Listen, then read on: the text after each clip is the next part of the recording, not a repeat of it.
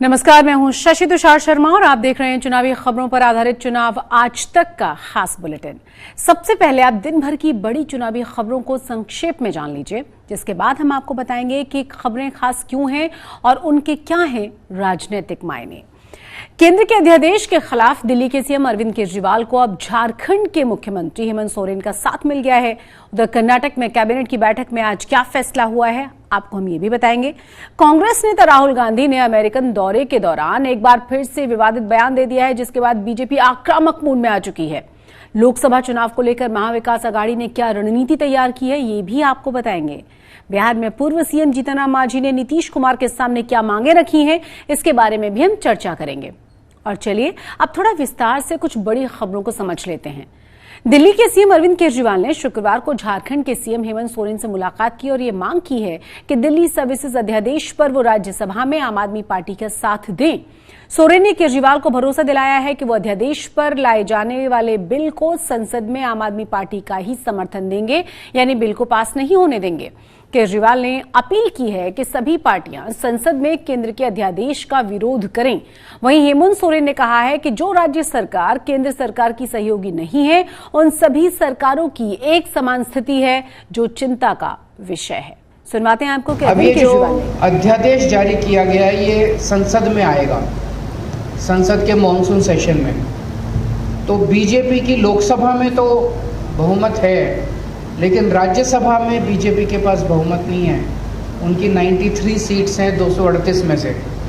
तो अगर non BJP सारी पार्टियां इकट्ठी हो जाएं तो इस अध्यादेश को हराया जा सकता है, इसको बिल को हराया जा सकता है। इस तरीके के निर्णय से आने वाले समय में पूरे देश पर असर डालेगा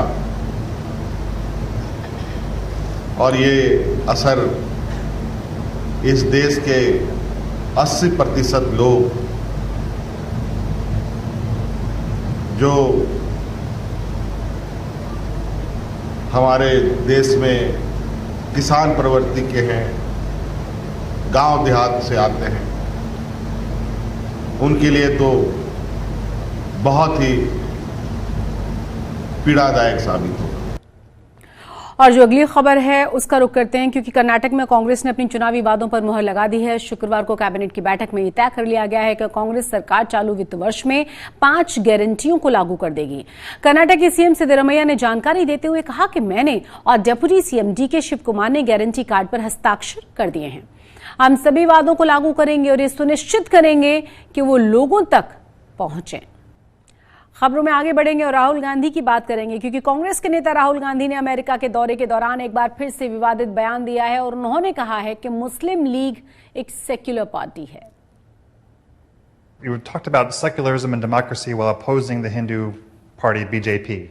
However, Congress in Kerala has been in alliance with the Muslim party, Muslim League in Kerala, the state from which you were MP for more than, the state you are the MP for more than 70 years. Muslim League is a completely secular party. Right. There's nothing non-secular about the Muslim League. और इसी बयान को जो आपने सुना अभी, इसी बयान के बाद हंगामा शुरू हो चुका है। बीजेपी में रोष है। पार्टी का कहना यह है कि राहुल गांधी को अपने इस बयान पर देश की जनता से माफी मांग लेनी चाहिए। बीजेपी ने कांग्रेस को नफरत की जननी बताया है, तो वहीं कुछ लोग ऐसे भी हैं जो राहुल गांधी का समर्थन कर रहे हैं।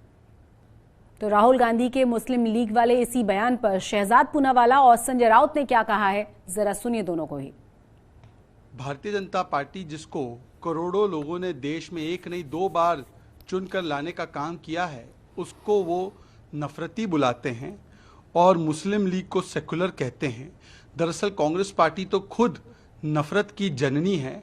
जो बड़े दंगे और नरसंहार हुए, चाहे 1984 का नरसंहार हो जिसको कांग्रेस ने जायज़ ठहराया, आज भी जगदीश टाइटलर उनके दल में हैं, सज्जन कुमार को बचाया, हाशिमपुरा, मीरठ, मलियाना, भागलपुर, मुंबई, नेल्ली, ये सारे तमाम नरसंहार और दंगे कांग्रेस के राज में हुए। तो कांग्रेस मतलब नफरत की जननी। राहुल गांधी ने जो कहा है मैं उसे सहमत हूं। राहुल गांधी ने ये बात देश में भी कही है और विदेश में भी जाकर ये बात कही। पूरा विपक्ष एकजुट है, वज्रमुठ, और 24 में हम आज जो केंद्र की सरकार है उनको हराएंगे। ये हमारा विश्वास और आत्मविश्वास दोनों भी। 2024 के लोकसभा चुनावों में जीत की बड़ी बातें कही जा रही हैं, बड़े दावे किए जा रहे हैं। उन्होंने कहा है कि विपक्ष पूरी तरह से एकजुट है और 2024 के चुनाव के नतीजे हैरान कर देने वाले होने वाले हैं। उन्होंने कर्नाटक चुनाव का जिक्र करते हुए कहा कि महंगाई और बेरोजगारी को लेकर लोगों के बीच काफी गुस्सा था। कर्नाटक चुनाव में लोगों ने बीजेपी पर अपना गुस्सा जाहिर किया। ये तमाम बातें राहुल गांधी की तरफ से कही गई हैं। उधर लोकसभा चुनाव में बीजेपी को करारी शिकस्त देने के लिए महाराष्ट्र की महाविकास आघाड़ी खास रणनीति तैयार कर रही है। महाराष्ट्र में लोकसभा की हैं 48 सीटें।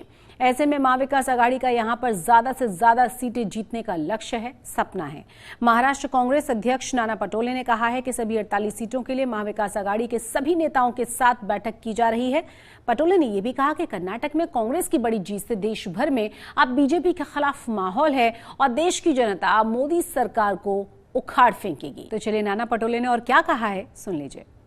देश का सबसे दूसरा लार्जेस्ट स्टेट महाराष्ट्र है, जिसमें 48 लोकसभा की जगह है और यही सब जगहों को पूरा केंद्रीकृत कर और हमारे हर जिले के नेताओं को बुलाकर हम लोगों ने एक रिव्यू लेने का हमने प्लान किया है।